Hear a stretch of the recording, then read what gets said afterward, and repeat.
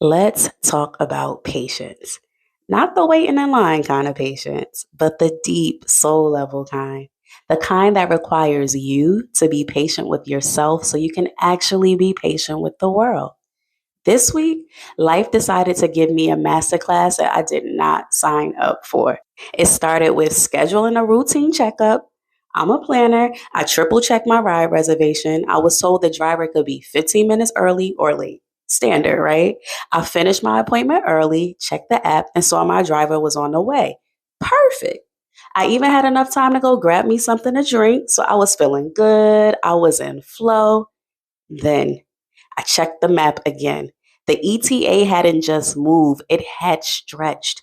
The driver was hovering in the same spot miles away. When I called to check in, he flatly told me he was picking someone else up. It would be to me in 20 minutes, which made him 30 minutes late, which made my wait time a whole hour. I tried to explain the notifications I received, but he just blamed the company, gave me a new time, and click, he hung up.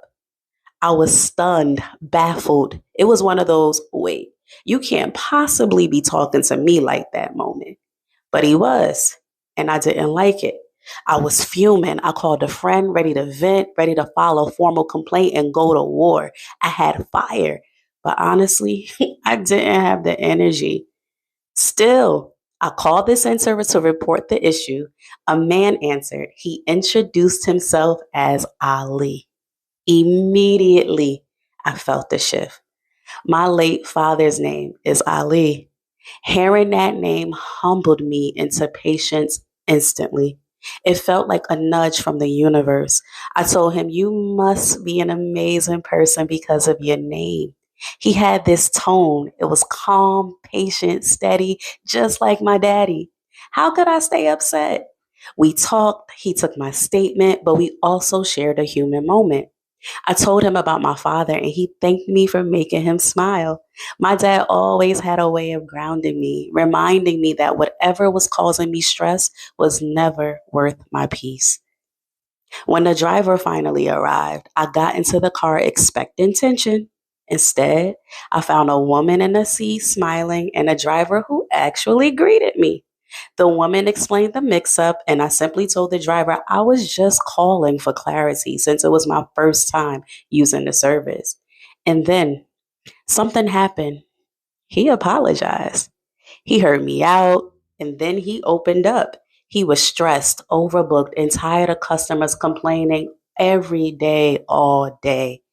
Because I chose my peace, I was able to see his humanity instead of just his rudeness.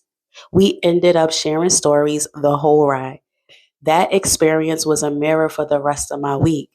See, I've been on my moon cycle, and ladies, you'll understand. My eating habits had shifted, chocolate overload. I skipped my workouts, and I felt bloated and sluggish. But because I practiced patience with that driver, I was able to practice it with myself. I didn't beat myself up. Well, not too bad. I took my supplements like I normally do. I showed up as I was. This month of self love was never about perfection. It's about honesty, vulnerability, and more importantly, being honest with ourselves. It's about learning how you respond when you're triggered, when you're hungry, or when life hangs up on you. We are evolving, we are adapting, we are the woman becoming. So, what was your lesson this week? Where did you fall off, and how can you allow yourself the space to forgive, brush the dust off, and return to you? I believe in you, and I'm rooting for the both of us. Love and light.